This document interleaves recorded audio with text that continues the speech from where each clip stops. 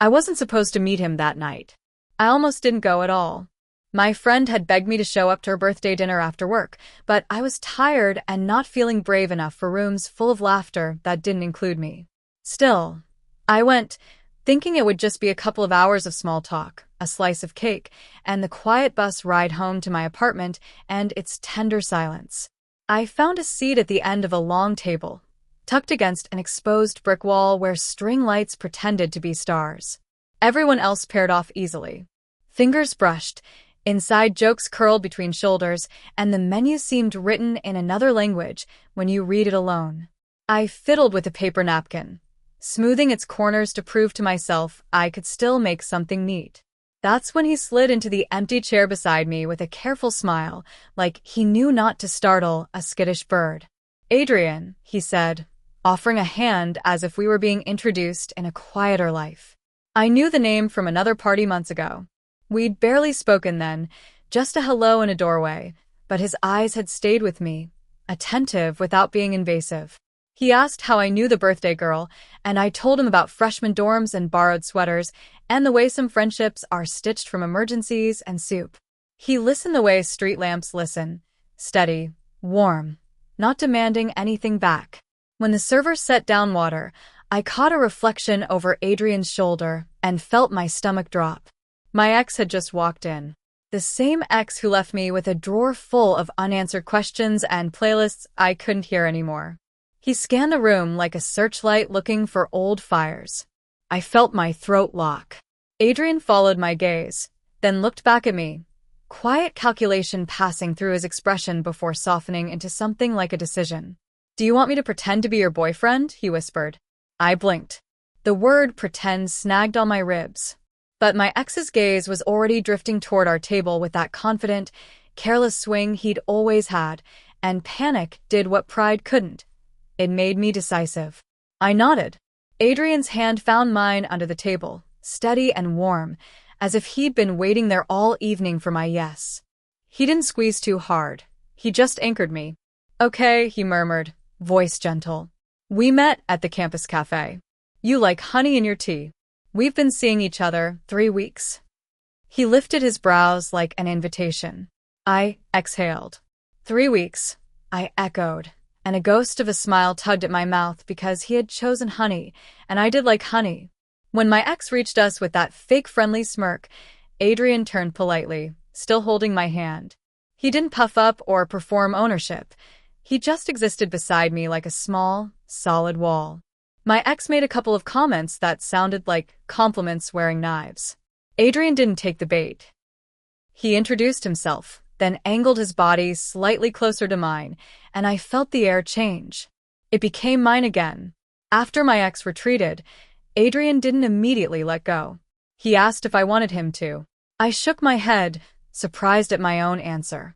The rest of the dinner blurred in the nicest way, shared appetizers, a stray pepper that made us both laugh, Arnie's knocking under the table like they were trying out a secret handshake.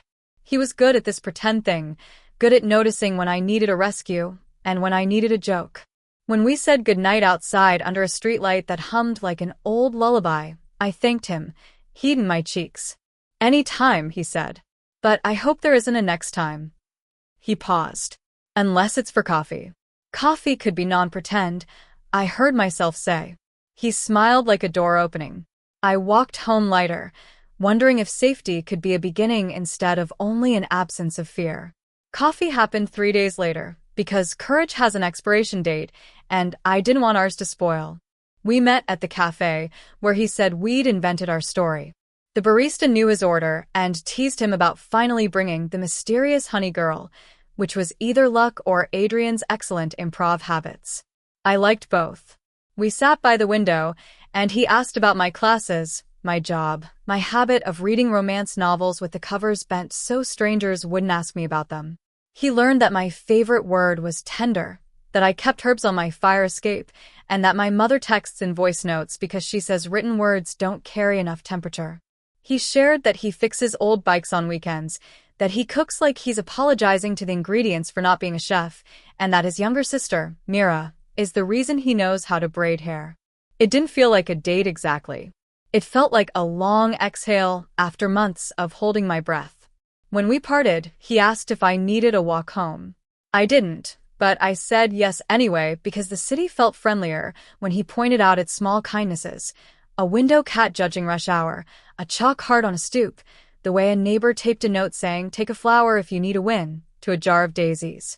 Outside my building, he looked at me in the way people look at puzzles they want to solve without forcing the pieces.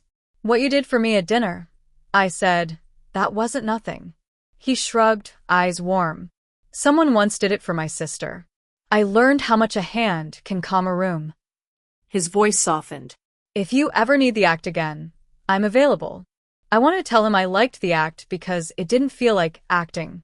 Instead I said, "I might ask for coffee again." "Please do," he said, and the word please curled pleasantly in my chest, making a home where bravery could sleep.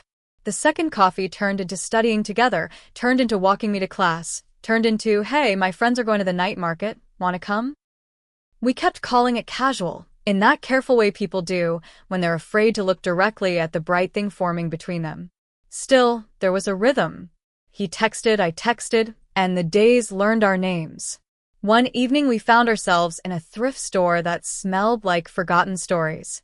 He tried on a ridiculous corduroy jacket with elbow patches and asked if he looked like a professor who'd lost his syllabus. I told him he looked like someone who would grade generously. We bought it for $3 and a dare. If he wore it, I had to wear the red scarf he'd held up to my neck and declared cinematic. On our way out, rain began. Not cruel rain, gentle, practice rain. He lifted his jacket over both our heads, and we hurried laughing down the block, cheeks damp, bodies close. At the corner, we stopped, waiting for the light, and he looked at me like we were about to cross into something bigger than a street. "About the pretend thing," he said, voice almost lost in the patter. "I hope it didn't make anything complicated for you." "It made some things simple," I admitted. "It reminded me I'm allowed to expect kindness." He nodded like that mattered to him, like he'd been waiting to hear I'd remembered. The light changed. We walked. And even though nothing official had been said, the space between our shoulders felt spoken for. Later, at home, I told my roommate that he was a good man. She asked if good was enough to make a heart leap. I thought about the jacket tent, the way he checked the street before we stepped, the patience in his listening.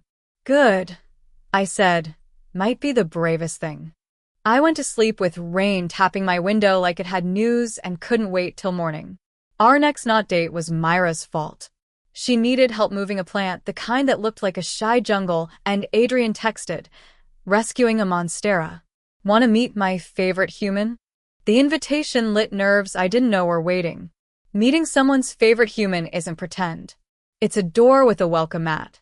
Myra was small and bright and had the precise chaos of a person who keeps track of everything by feeling. She hugged me like we'd been doing this for years. "So this is the honey girl," she grinned to Adrian, and he blushed in a way I filed under secret treasures. We lugged the plan up 2 flights while Myra narrated dramatic backstory, how she'd promised the monstera more light the way some people promise relationships more effort. After, we sprawled on her floor with iced tea. She asked real questions. "What scares you lately? What makes you braver? What would you cook for someone if you wanted them to know you were serious?" I said lemon pasta with too much basil. Adrian said grilled peaches with honey, and Myra cackled, "Of course." When we left, she tugged my sleeve and whispered, "He doesn't rush. He chooses." It sent a quiet quake through me. I had known the rushers. I wanted to learn the choosing. On the walk home, I thanked him for letting me into his tiny universe. He shrugged like it was obvious. I figured if we're going to keep pretending sometimes, the story should have a sister. He glanced at me. And maybe a favorite dish. I was serious about the peaches. We stopped outside a fruit stand where the air smelled like late summer. He picked 2 peaches and handed me one, eyes curious. I bit into it, juice warm on my wrist, and we both laughed in the same breath. I wiped my wrist, and he reached instinctively with a napkin, not touching skin, just offering care without pressure. A choreography. I hadn't known my body remembered how to dance. A week later, the pretend became necessary again, not because of my ex this time, but because of a work event where partners were expected like dress shoes. My boss had the kind of smile that counted rings on your finger while calculating your promotion. The invitation sat on my desk like homework. I texted Adrian only after rewriting the message 5 times. He replied in 60 seconds, "Of course. I'm honored to be drafted." Then, "What's the vibe?" I told him there would be polite gossip, strategic laughter, and tiny desserts that tasted like ambition. He sent back a photo of the corduroy jacket and a caption, "Too much?" I told him to save it for our future bookstore dates. The word future slotted into place so quietly, I almost missed it. At the event, he was effortless. He asked my colleagues about their pets, and meant it. He remembered names. He looked at me when I spoke like I was giving the keynote. If anyone suspected we were an arrangement, they didn't show it. In a rooftop corner under fairy lights, he pulled me aside and murmured, "You're good at this. Not the pretending, the being. They're lucky you bring that to work." Something in me, something I thought my ex had dented permanently, unfolded like the first page of a book no one had warned me was beautiful. Later, when my boss congratulated us on looking very happy, we exchanged the kind of glance that says "I know," and also "what do we do with this knowing?"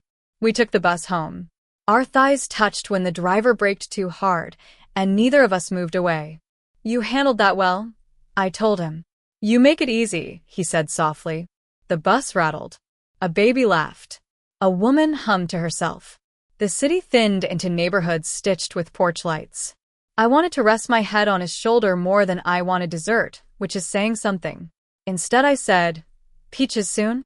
"Soon," he promised, and I tucked the word into my pocket like a lucky coin. The almost began to accumulate. The almost handhold he aborted to open a door. The almost kiss when we leaned over the same joke. The almost confession I swallowed because I didn't want to break the delicate truce we'd made with timing. I told myself we were slow on purpose, like steeping tea. Love tastes better when it isn't boiled. Then my ex texted. A simple, strategic "hope you're well." Nothing overt, just enough to rattle a window. I told Adrian because I wanted to be a person who didn't hide the draft that made the room colder. He read the message, jaw ticking once. "Do you want me to respond?" He asked gently, as if he were offering to carry a heavy box I could technically lift myself. "No," I said. "I want to learn how to leave a door shut without standing there holding it." He nodded, pride moving through his eyes like light. That weekend, we attended a small outdoor concert. The band was good in the way local bands are, earnest, a little messy, full of heart. We sat on a blanket, shoulders leaning. When the singer introduced a love song as about the person who stood next to me while I figured myself out, Adrian's fingers brushed mine, and the world became very quiet despite the music. "Does pretending have a return policy?" I asked, eyes on the stage. "Only if both customers agree," he murmured. "I don't want to return it," I whispered, pulse tapping. "But I also don't want to buy something we only try on in public." He took a breath. "I don't either." Another breath. "I like you, not the role. You." His voice shook the slightest bit, and I loved that. The song swelled. We didn't kiss. It felt bigger than kissing. We sat there letting the truth be freshly born between us, giving it all the oxygen it asked for. When the song ended, we clapped with everyone else, but our hands found each other and didn't let go. Defining it should have been simple after that, but feelings are bilingual and paperwork is monolingual. We didn't label anything. We just began acting like people who knew where to find each other. We cooked once a week, rotating kitchens and recipes. The peaches finally happened, caramelized in a pan, drizzled with honey, served with vanilla ice cream melting like happy accidents. He licked a drop from his wrist and made a face that was half embarrassed, half joy. I memorized it for rainy days. Still, he was careful. He didn't push past my boundaries or pretend to understand hurts I hadn't named yet. One night on my couch, the movie credits rolling, I told him how my ex had loved the version of me that made him look good. How I'd learned to speak in captions he could post. Adrian's eyes grew dark and tender. You don't have to be photogenic with me, he said. You can be fluorescent lighting you. I'll still squint to stay. I laughed, and then I cried in that quiet way, where the breath does the weeping. He held my hand like he had at the restaurant, anchoring, present, not claiming. Later, when I apologized for the tears, he said, "They made room. We can put plants there." The next day he showed up with tiny pots of thyme and mint. He labeled them with a pencil. Patience, courage. We set them on the sill where the afternoon made promises. There were still almost, but they felt like chosen pauses, not fear. When he left that night, he pressed his lips to my hairline. It wasn't a grand gesture. It was a blueprint. I stood in the doorway after he'd gone, touching that spot like you touch a compass, when you're not lost but like to be certain. The conflict arrived, not as betrayal, but as opportunity disguised as a storm. Adrian got a fellowship offer across the country, 6 months restoring bikes with a nonprofit that trained teenagers. It was exactly the sort of thing his soul seemed built for. He told me at the park, sitting on a bench that had learned too many goodbyes. I wasn't going to apply, he said, hands worried together. Mira made me. I didn't think I'd get it. You did, I said, proud tugging at my ribs. Then the tug turned into a question that felt like a cliff edge. When would you leave? 3 weeks. He studied my face like a map. I haven't accepted. I couldn't without talking to you. There it was, the tenderness of being considered. And the ache of what consideration sometimes costs. The part of me trained by scarcity wanted to say no, stay, choose me.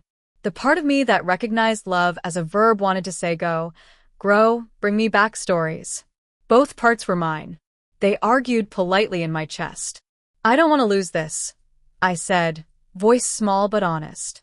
But I don't want to be something you protect yourself from by saying no to your life. He exhaled, relief and sorrow braided. I was afraid you'd hear it as me choosing away from you. That's not the shape of it. What's the shape? Choosing towards something I can bring back and set between us. He gave a helpless, hopeful smile, like a bike with better gears. We walked without speaking, each counting what we could keep. At my door, he said, "May I think out loud tomorrow? I want to propose something that doesn't make either of us smaller." I nodded, heart tender and terrible. The mint on the sill perfumed the room like courage remembering how to be practical. His proposal wasn't a contract. It was a practice. We met at the cafe where all our pretending had learned to be true. He spread a notebook on the table, pages filled with messy lists. "If I go," he said, "I want us to be intentional, not perform long distance like a sad play. I want rituals. Letters, because paper holds what screens leak. Weekly calls that aren't reschedulable for just anything. Photos of ordinary things, your tea, my chain grease, the way the sky apologizes at 6 p.m. He glanced up, gauging my weather. And a promise to tell the truth fast, especially when the truth is complicated. I touched the page where he'd written, "Honesty quickly, not perfectly." It felt like a door held open. "I can do that," I said. He swallowed. "I want one more thing. If after 6 months the distance has turned this into performance, we'll be brave enough to release it with gratitude. Not because it wasn't real, but because it was, and real things deserve honest handling." I surprised us both by laughing a little. "You make even breakups sound humane." He winced. "I hate that I brought it up." "I don't," I said. "It makes me trust you." We walked out with a plan and a tremble. At the corner, he finally kissed me. It wasn't cinematic. It was tender, exactly as promised. Like he was checking a lock twice to make sure the door between us would hold when the weather changed. I tasted peaches and patience. When we parted, we pressed our foreheads together and breathed the same air, a tiny act of rebellion against distance that hadn't even begun yet. 3 weeks would be both too long and not enough. But we had our rituals, our plants labeled courage and patience, our corduroy jacket jokes, and a first kiss that said, "Keep walking, I'm beside you, even when I'm far." The weeks leading to his departure became a strange mix of sweetness and countdown. Every walk felt like a last rehearsal, Every laugh like something we should archive for later. Yet we didn't drown in nostalgia. Adrian had this way of pulling me back into the moment, as if he refused to let the future steal today. We went to the night market again, where lanterns dangled like borrowed stars. He bought me a bracelet made of tiny wooden beads, nothing fancy, just something that smelled faintly of cedar. "For your letters," he said. "So, you remember your hands are strong enough to send them." I teased him for being sentimental, but the truth is I tied it around my wrist that night and never took it off. At his apartment, we packed together. He showed me how he wrapped bike parts in newspaper to keep them from scratching, and I showed him how to roll sweaters into tight cylinders that wouldn't crease. We discovered we both hated goodbyes when they were dragged out. "So," I said finally, "let's not make it heavy." "Deal," he said. "Let's make it a promise." He kissed my temple like punctuation, sealing it. The airport goodbye was not cinematic. No swelling music, no dramatic chase. Just us in a line of people learning to let go. His backpack looked too heavy, but he refused to complain. I hugged him longer than politeness usually allows, pressing my bracelet into his shoulder, like a brand. "Letters," he reminded me. "Every week," I said. "And no skipping your turn." He smiled with that tilted softness that always made me believe him. "I'll see you in 6 months. And if you stop drinking honey tea, I'll know you're lying." I laughed, tears betraying me. Then he was gone, swallowed by security, and the terminal lights felt too bright. I walked home through a city that didn't notice I'd just misplaced my compass. But when I opened my door, the plants labeled courage and patience greeted me like tiny sentinels, whispering, "Keep going." The letters began. His handwriting was a little messy, the kind that leaned forward like it couldn't wait to speak. He told me about the kids at the workshop, how one girl named Jada learned to balance on 2 wheels and then rode in circles shouting, "I'm free." He sent me a press leaf from a park bench where he ate his lunch, and a photo of a sky so blue it looked borrowed. I wrote back about my classes, about Mira inviting me over for tea, and telling me childhood stories of him, about the way the mint plant was thriving while the time sulked. I included a doodle of us at the night market, his corduroy jacket exaggerated until he looked like a cartoon professor. Every envelope felt like a bridge. Every letter was proof that distance could bend, but not always break. The first real challenge arrived in month 2. A call we'd scheduled had to be postponed, twice. He sounded tired when we finally connected, voice frayed at the edges. "I'm sorry," he said. "The program added extra shifts. I didn't want you to think I was," he trailed off. "Drifting." I offered. "Yeah, that." I breathed in, steady. "Then don't apologize for the hours. Just promise me you'll tell me when it's too much." His silence held gratitude. "I'm tired," he admitted, "but writing to you makes it lighter." That night, I held his letter against my chest before sleeping, the paper rustling like a heartbeat. Love wasn't just the easy days. It was this, choosing patience when the schedule frayed, reminding each other why the ritual mattered. By month 3, people started asking me questions. My roommate wanted to know if I thought Adrian and I were serious. My boss asked if the boyfriend everyone had seen at the event was still around. Even Mira teased me, saying, "Don't make him do all the letter writing, or he'll think romance lives only in stamps." I told them all the truth. We hadn't labeled it, but it felt more real than relationships I'd lived side by side. He was building bikes, I was building essays, and together we were building a rhythm across miles. The distance hurt, yes, but it was a hurt with meaning, like sore muscles after a good run. The halfway point came with a surprise. In one letter, tucked between a doodle of a crooked bike and a smudge of grease, he wrote, "I think of you more than I planned to. This isn't just practice for me. It's real." I sat on my bed staring at the words, heart pounding. My plants looked smug. I wanted to answer with fireworks, but I also wanted to be careful. So I wrote back simply, "It's real for me too. And I don't want pretend anymore." When we called that weekend, neither of us mentioned the words, but our silences had changed shape. They felt like invitations now, not fears. Month 4 brought loneliness, like a cold front. My ex reached out again, this time through mutual friends, trying to slide back into my orbit. For the first time, I didn't feel tempted. Not because I wasn't lonely, but because Adrian had changed what I believed was possible. I told Adrian about it, not for reassurance, but for honesty. He listened, then said, "You don't owe anyone a doorway back into your life just because they knock." His voice was calm but firm, and it anchored me. That night, I threw away the old playlist I'd been keeping just in case. Some doors deserve to stay shut. Adrian sent me a package in month 5, a notebook filled with bike sketches and half-written poems. He tucked a photo inside of himself, wearing the corduroy jacket, standing under string lights. On the back he wrote, "To remind you we're still writing the story." I pressed the photo against my dresser mirror, so I'd see it every morning. The jacket looked silly, but the smile didn't. That smile was my compass. As the final month began, anticipation braided with fear. What if the 6 months had changed him more than I could keep up with? What if the reality of being together again felt less magical than the letters? I confessed this in a late call, voice cracking.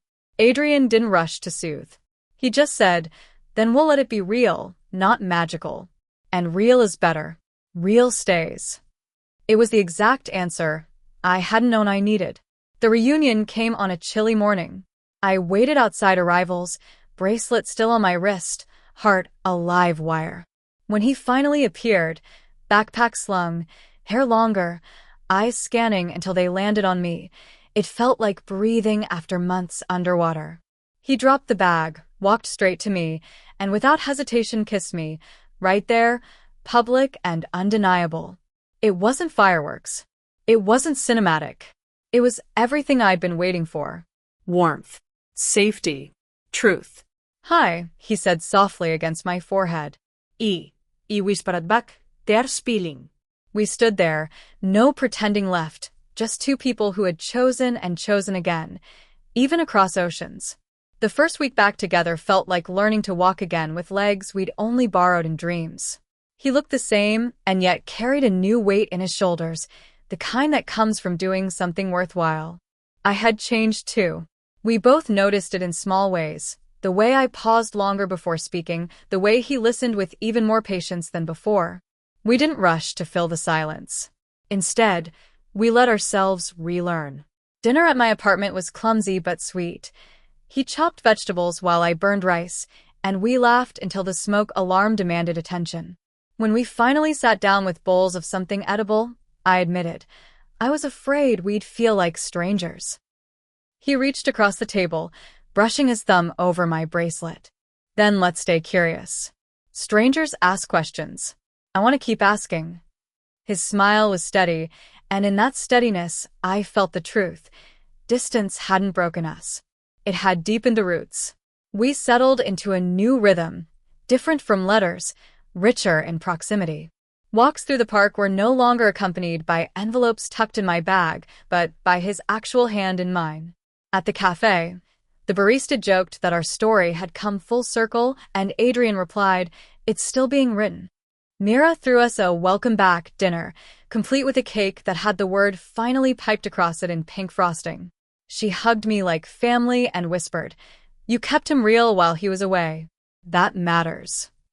Later that night, Adrian admitted he had worried about me finding someone closer, someone easier.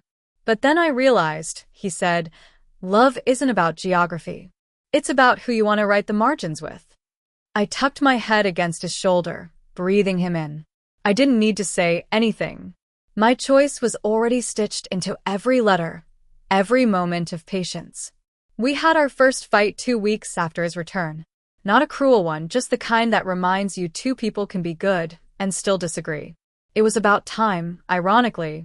He wanted to throw himself into a new project immediately, while I wanted him to slow down, to rest, to savor. "You're always giving," I said, frustration rising. "But sometimes I need you to give here, not out there." He fell quiet, jaw tightening. "I don't know how to stop. If I stop, I feel like I'm failing." The silence stretched, tense and aching. Finally, I reached across and took his hands. "You don't fail by resting.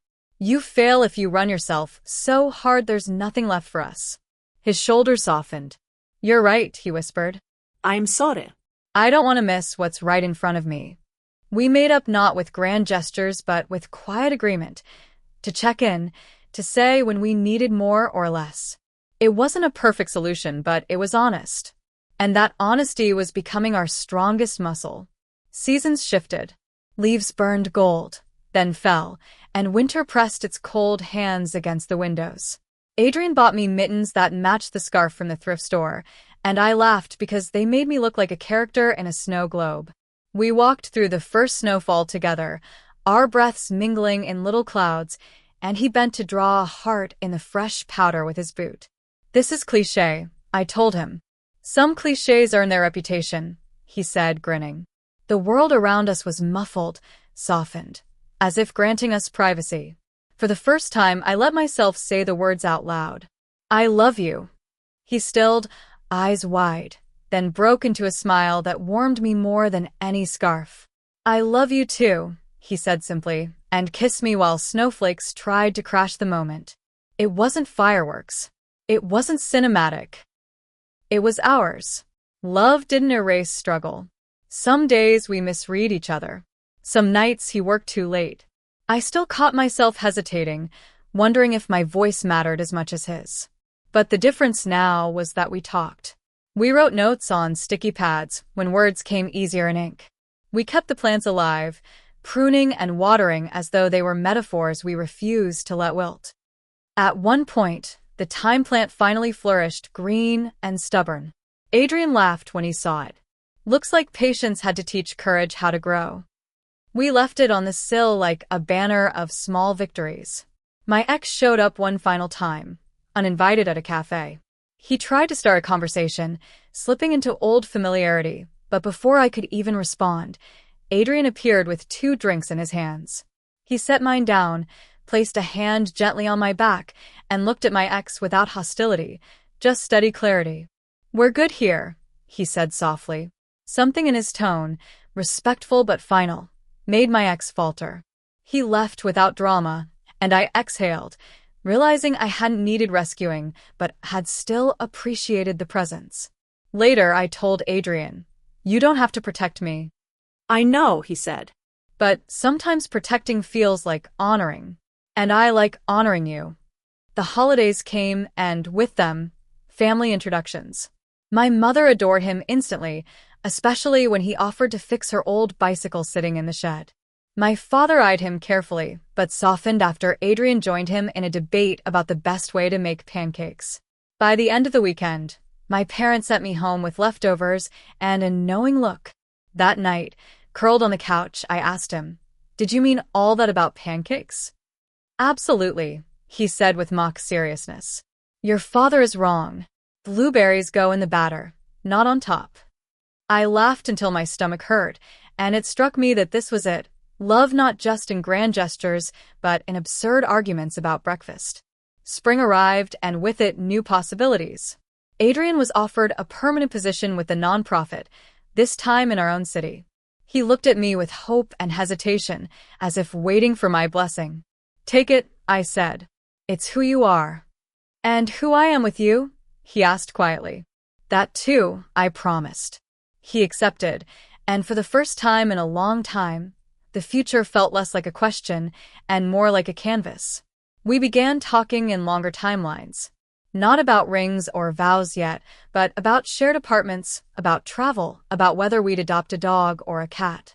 He suggested we might do both, naming them Courage and Patience after our plants. I told him it was ridiculous, but secretly, I loved the idea. The almost were gone. We kissed without hesitation, held hands without needing excuses, and spoke truths before they turned into silences. The pretending that had started it all was now a memory we laughed about, a chapter that led to something real. Looking back, I sometimes marvel at how one whispered offer, "Do you want me to pretend to be your boyfriend?" had rewritten my story. What began as protection became possibility. What began as safety became love. Now, when I sit at the cafe with Adrian beside me, our cups warm in our hands, I realize love isn't about grand rescues or cinematic fireworks. It's about showing up, about choosing again and again, in small and steady ways. He catches me staring, tilts his head. What? Nothing, I say, smiling. Just glad you're real. And he squeezes my hand, eyes soft as ever. Always. The plants on my windowsill keep growing. The bracelet still circles my wrist. And the story we're writing isn't finished. It's only just beginning.